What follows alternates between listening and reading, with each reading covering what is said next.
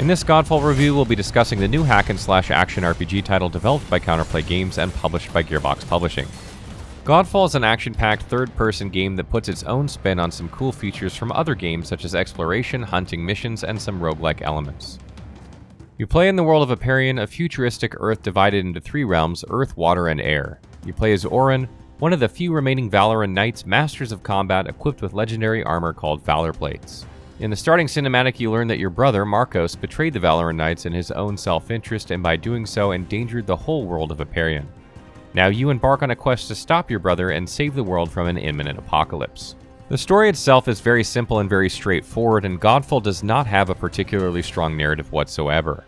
However, I think this was likely somewhat intentional to provide a faster pace to the game and to keep players focused on what really matters in these sorts of games: combat and loot.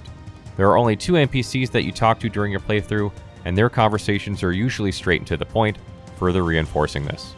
I liked how the story aspect of the game was handled, since I think this game is all about the hack and slash and the story is just there to provide a meaning to your actions. Still, for those of you interested in the world of Aperion, there are lore pieces that can be picked up in each realm, providing information about the game world, factions, and characters. Being a hack and slash game, Godfall is all about its gameplay, which means killing enemies and acquiring loot, and it does a pretty good job in both aspects. When it comes to combat, you really feel like you're dominating the battlefield. Combat is fast, and most of the time you're taking the offensive, making you feel like an unstoppable force, which is very rewarding. Elite enemies and bosses have special attacks, and these will glow either red or blue when they are about to perform them, allowing you to dodge or parry to counter, leaving your enemies vulnerable. Each weapon has its own playstyle, including distinctive movesets and techniques, which are arguably the best part of the game.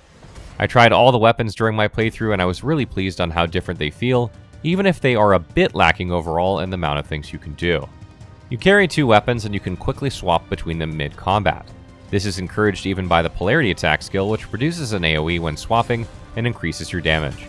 In most games, I often use only 1 weapon, even if I am provided with more choices, but in this case I found myself swapping a lot in the middle of combat, swinging from one style to another, which felt very fresh. When it comes to equipment and Valorplates, I have some mixed feelings. First, I really like how the skill and equipment progression system works, but I feel that Valorplates could have been better introduced into the game. There are 12 Valorplates, each of them with their distinctive look, and each Valorplate has a passive ability and a unique Archon Fury effect. Both the passive and Archon Fury effect are often specifically related to a stat or status ailment. Each Valorplate also provides different augmentation slots, where you can add augments that provide further effects and stats. For example, the Mobius Valorplate increases your chance to inflict curse by 10%, and when you use the Archon Fury, it is further increased by 90%, as well as increasing the damage to cursed enemies by 100%. This ties the Valorplate to a very specific build or playstyle, and you will often end up selecting a Valorplate only because it fits into your playstyle. I think that some more customization or a progression system for Valorplates would have added a lot of variety to the game, and would encourage players to swap and try different ones despite of their build. The rest of your equipment is highly tied to the loot system. All the equipment can be swapped at any given time. All equipment has a primary stat that is fixed for that particular weapon, ring, or charm, but everything else is completely randomized.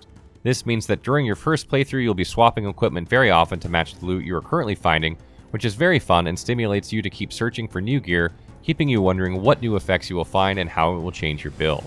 At Endgame, you'll try to make a build around primary stats, and then keep searching for the same piece while praying to RNGesus that you're given your desired effects for the secondary stats. As for skills, you'll get 1 skill point for each level, and you'll get an additional skill point for completing some missions. Players can respec their skills at any given time, allowing you to try out different builds or change just before a boss fight. Provided how flexible the system is, I can't understand why Counterplay went for such a forced approach with the Valorplates. You are constantly being encouraged to change your build and try out new things by swapping your skills and equipment at any given moment, but you are forced to stay with the Valorplate unless you return to your base and the stats on them are fixed.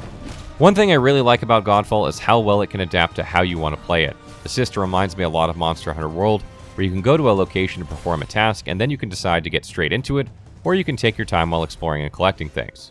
For example, you take a hunting mission to take down a mini-boss. When you start, you can either go straight to the mini-boss, defeat it, and take a new mission, or take your time to defeat all the regular enemies, explore the area, and complete puzzles to earn more rewards. Each realm, Earth, Water, and Air, has its own distinctive map, and you'll be playing all the missions of that realm in that map. This, however, doesn't make it feel repetitive or boring, as the loot distribution and enemies change depending on the mission. This is the feature that I liked most of Godfall because of the flexibility that is granted to the player. Are you short on time and you want to play something quick? Load up a couple of hunting missions and go straight for the prize. If you feel like exploring and enjoying great graphics, take your time while exploring and solving the different puzzles. Coming back to character progression, you will first play the main story and level up your character as you clear them and defeat enemies. When you complete the game, you'll be around to level 30. Once you finish the main storyline, you'll be introduced into the endgame mechanic called the Dreamstone. These are special missions with a boss at the end that has enhanced capabilities. The Dreamstone missions are divided into 3 stages and act like a small roguelike game.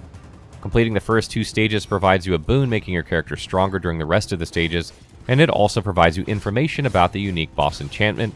For example, it might have reduction against a type of weapon or status ailment. The third stage is where you fight the boss and complete the mission. The other endgame mechanic is called the Ascendant Tower of Trials. Here you'll be locked inside an elevator and you'll be going up levels fighting more difficult monsters each time. There is no limit to where you can go, and the best equipment in the game can be found here. Each level you complete will grant you keys that can be used to open chests found at certain levels of the tower.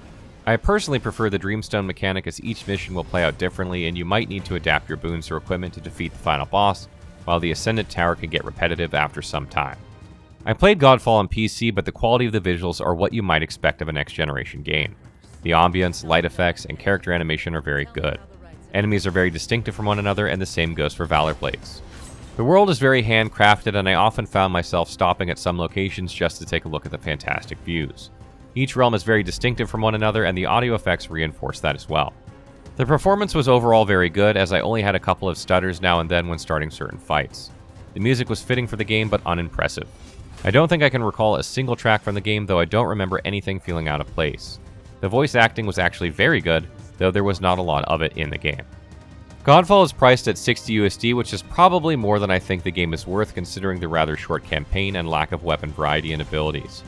Players are obviously expected to spend a good amount of time doing endgame activities, so your mileage will definitely vary here depending on what sort of player you are. It's hard to quantify exactly how much time you could spend playing Godfall, but you still have to ask how much you'd want to even if you could. Final thoughts.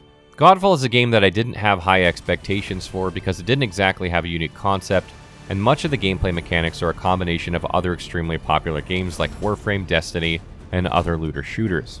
However, I did enjoy my time with the game, and I can honestly see others enjoying this well, particularly in cooperative play.